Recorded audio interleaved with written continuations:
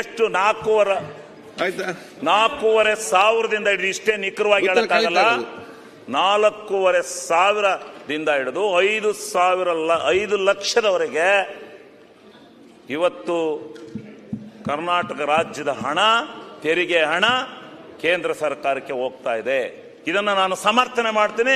ಯಾವ ಡಿಬೇಟ್ ಬೇಕಾದ್ರೂ ಬರ್ತೀನಿ, ಎಲ್ಲಿ ಬೇಕಾದ್ರೂ ಚರ್ಚೆ ಮಾಡ್ತೀನಿ. ಅದನ್ನ ವಿಧಾನಸಭೆಯಲ್ಲಿ ಧೈರ್ಯವಾಗಿ ಹೇಳ್ತಾ ಇದ್ದೀನಿ. ಅದರಲ್ಲಿ ನಮಗೆ ಏನು ಸಿಗ್ತಕ್ಕಂಥದ್ದು GST ಇಂದ ಬರ್ತಕ್ಕಂಥದ್ದು ನಮ್ಮ ಹಣ ನಮಗೆ ಬರುತ್ತೆ.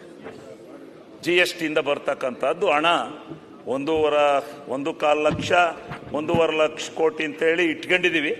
ಸ್ವಲ್ಪ ಹೆಚ್ಚು ಕಮ್ಮಿ ಇರುತ್ತೆ. ಅದನ್ನು ಅಂಕಿ ಸಂಖ್ಯೆನ ಇಷ್ಟೇ ಪ್ರಮಾಣದಲ್ಲಿ ಹೇಳಲಿಕ್ಕೆ ಸಾಧ್ಯ ಇಲ್ಲ.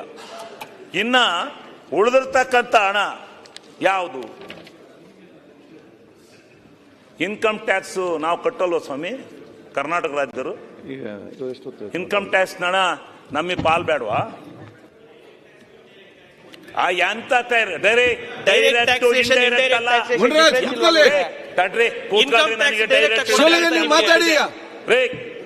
ಹೇಳಿದ ಮೇಲೆ ಯಾವ ರೀತಿ ಇದೆಯೋ ಅದೇ ರೀತಿ GST ಯಾವ ರೀತಿ ತಗೊಂಡು ಹೋಗ್ತಾ ಇದ್ದೀರೋ ನಮ್ಮಿಂದ ಅರ್ಧ ಭಾಗನ ಇದರಲ್ಲೂ ನಮ್ಗೆ ಅರ್ಧ ಕೊಡ್ಬೇಕು.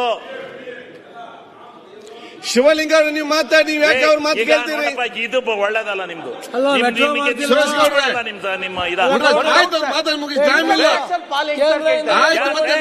ಇನ್ಕಮ್ ಟ್ಯಾಕ್ಸ್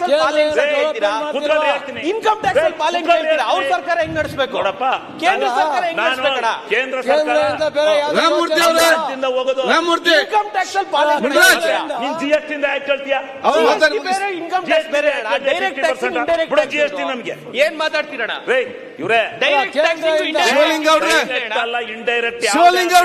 ಕರ್ನಾಟಕ ನೀವೇ ಕಲ್ಲಿಗೆ ಮಾತಾಡ್ತೀರಿ, ನೀವು ಬಜೆಟ್ ಬಗ್ಗೆ ಮಾತಾಡ್ತೀರಿ. ಅವರ ಪ್ರಶ್ನೆ ನೀವು ಯಾಕೆ ಉತ್ತರ ಕೊಡ್ತೀರಿ? ನೀವು ಕಂಟಿನ್ಯೂ ಮಾಡಿ.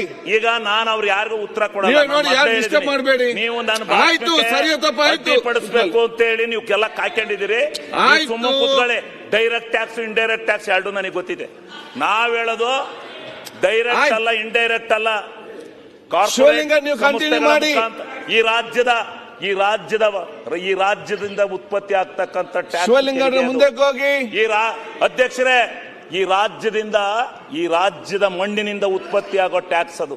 ಓಕೆ, ಇನ್ಕಮ್ ಟ್ಯಾಕ್ಸ್ ಎಷ್ಟು ಬರುತ್ತೆ ಈ ರಾಜ್ಯದಿಂದ ಅಂತೇಳಿ ಅದನ್ನ ಈಗ ಅದೇ ರೀತಿ ಯಾವ್ಯಾವ ಮೂಲದಿಂದ ಕಾರ್ಪೊರೇಟ್ ಟ್ಯಾಕ್ಸ್ ಸಂಸ್ಥೆಗಳಿಂದ ಯಾಕೆ ಕೊಡಬಾರ್ದು? ಕಾರ್ಪೊರೇಟ್ ಸಂಸ್ಥೆಗಳೆಲ್ಲ ಕರ್ನಾಟಕ ರಾಜ್ಯದಲ್ಲಿ ಇರುವಂತ ಸಂಸ್ಥೆಗಳಲ್ಲಿ ನಮ್ಗೆ ಯಾಕೆ ಪಾಲ್ ಕೊಡಬಾರ್ದು? ನಮ್ಗೆ ಯಾಕೆ ಪಾಲ್ ಕೊಡಬಾರ್ದು?